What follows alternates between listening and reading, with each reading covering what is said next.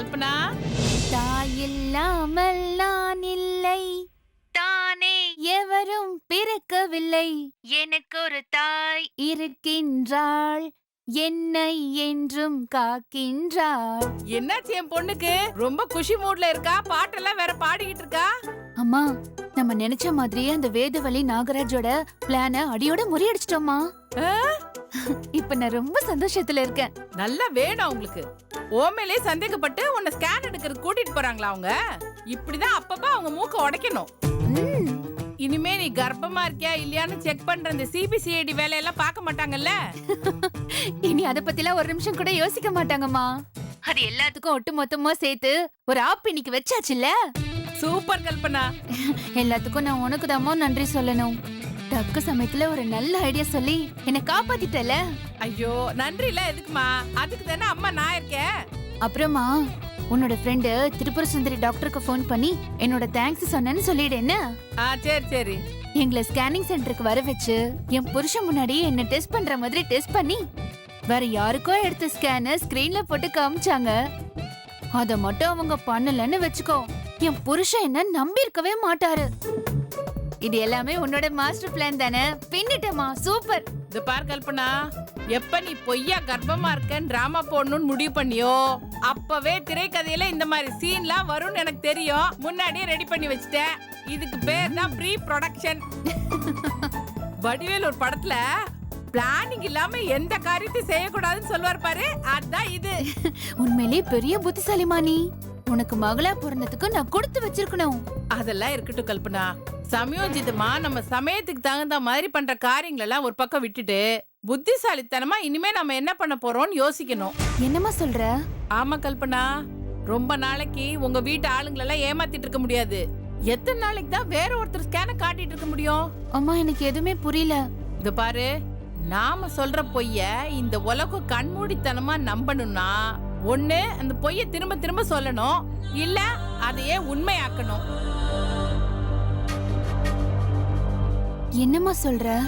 ஆமா கல்பனா, நீ கர்ப்பமா இருக்கேன்னு பொய் சொல்லிருக்க. அந்த பொய்ய எல்லாரும் நம்பணும்னா திரும்ப திரும்ப அதை நம்ம சொல்லலாம். ஆனா கடைசி வரைக்கும் அதையே சொல்லிட்டு இருக்க முடியாது. அதனால அதே பொய்ய நம்ம உண்மையாக்கிடுவோம். மா, என்ன நொம்மா? இந்த பாரு, இது வரைக்கும் நீ உன் புருஷனோட சேர்ந்து வாழாம இருக்க. இனிமேல அப்படி இருந்தா வேலைக்கு ஆகாது. அவரோட சேர்ந்து வாழ்றதுக்கான வழிய பாரு.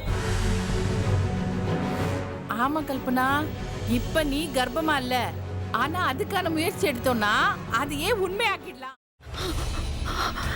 இதுக்கு மேல என்ன சொல்ல போற? சொல்றதுக்கு வேற ஏதாவது பொய் இருந்தா சொல்லிடு. அவதான் ஏமாத்தி எல்லாத்தையும் என்கிட்ட இருந்து பறிச்சிட்டான்னு பார்த்தா நீயும் இப்ப அதே தான் பண்ணிருக்க. ஏன் ஆலியா, ஏன் இப்படி பண்ண? இந்த உலகத்துல பாட்டிக்கு அப்புறம் நான் யார் மேலேயாவது உயிரையே வச்சிருக்கேன்னா அது ஊ மேலதான் உனக்கு தெரியாதா? ஏன் இப்படி பண்ண ஆலியா? உனக்கு காசு பணம் அவ்வளவு முக்கியமா போயிடுச்சு.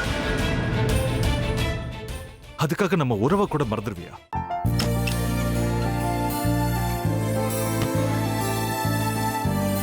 சக்தி சக்தி, ஒரு நிமிஷம்.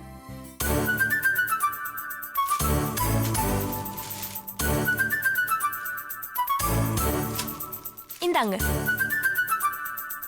என்ன இது? உங்களுக்கு பிடிச்ச பிராண்ட் செப்பல். இது என்ன, நான் தலையில வச்சுட்டு தூங்கணுமா? சரி, அதை விடுங்க. இங்க பாத்தீங்களா, டைம் பீஸ். இதோட அலாரம்க்கு தான் நீங்க டெய்லி எந்திரிக்கணும். அதெல்லாம் என் மொபைல்ல இருக்கு. முத்து, முத்து, என்னடி இவன் முத்துன்னு ஒருத்திய உருவாக்கி விட்டான். செல்விய மறப்பான்னு பார்த்தா எப்ப பார்த்தாலும் முத்து முத்துன்னு கூப்பிட்டு இருக்கான். முத்துவ கூப்பிட மட்டுமா செய்யறான், முத்துவ வச்சு என்னென்னமோ செய்யறான். நாம தான் இழிச்சவாய் மாதிரி வேடிக்கை பார்த்துட்டு இருக்கோம். என்ன முறைச்சு என்ன பிரயோஜனமாயா? உனக்கு வேற குரல் போயிடுச்சு. அடுத்து அவ செல்விய கூப்பிட்டானா என்ன பண்ண போற? உன்னுடைய விருப்பப்படியே நீ ராமநாத வீட்டு மருமகளா வாழ போற. கண்டிப்பா என்னுடைய ஸ்தானத்திலிருந்து அவன் உன்னை நல்லா பார்த்துக்குவான். அம்மா, டேய், அவரை பத்தி தான் உனக்கு தெரியும்ல. அவர் எந்த முடிவு எடுத்தாலும் அதான் ஃபைனல். நம்ம அப்பா வேணுமா வேணாமாங்கிறத நீயே முடிவு பண்ணிக்கோ. வாடா.